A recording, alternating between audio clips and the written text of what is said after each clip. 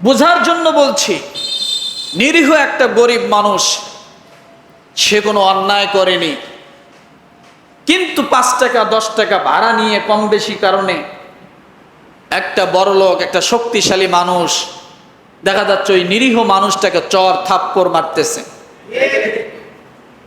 পাশে যারা দর্শক আছে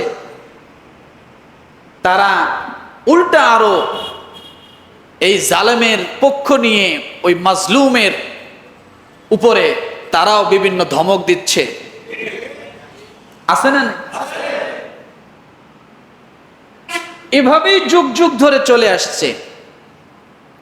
কিন্তু যদি যে যেখান থেকে যখন যে সময় থেকে গ্রামে শহরে নগরে গঞ্জে দেশে বিদেশে সর্ব জায়গায় মহল্লা পাড়া থেকে নিয়ে যত জায়গায় জালেম গজাইতো, তত জায়গায় যদি আমরা মানুষ সোচ্চার হতাম, তাহলে জালেম কোনোদিন মাথা চারা দিয়ে উঠতে পারত না। আজকে এই পরিস্থিতি দেখতে হতো না,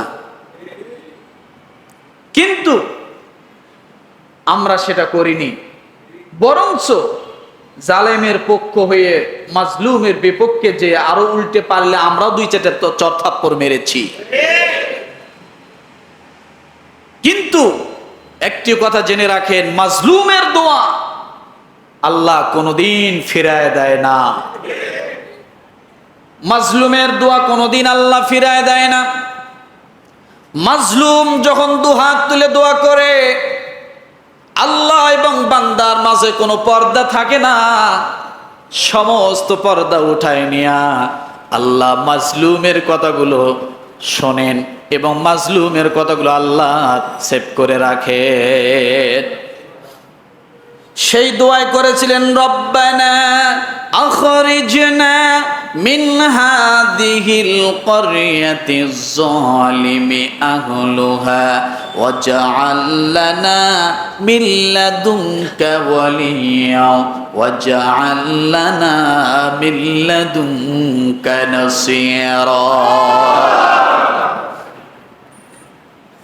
আল্লাহর কাছে মাজলুম ডাক দিয়ে বলে, আল্লাহ আমাদের জন্য একজন অভিভাবক পাঠাও। আর কি বললেন? এবং তোমার পক্ষ থেকে আমাদের জন্য একজন সাহায্যকারী বানিয়ে দাও, যারা আমাদেরকে কি করবে? সাহায্য করবে। আমার ভাইরা, এই দোয়া থেকে বোঝা গেল আল্লাহ সুবহানাহু ওয়া তাআলা মাজলুমের জন্য দোয়া শিখিয়ে দিয়েছেন। এইভাবে কত মাজলুম এই দুনিয়ার জমিনে এখনো আছে। ওই গাজার দিকে তাকান, ছোট নিরীহ বাচ্চা থেকে নিয়ে শুরু করে শিশু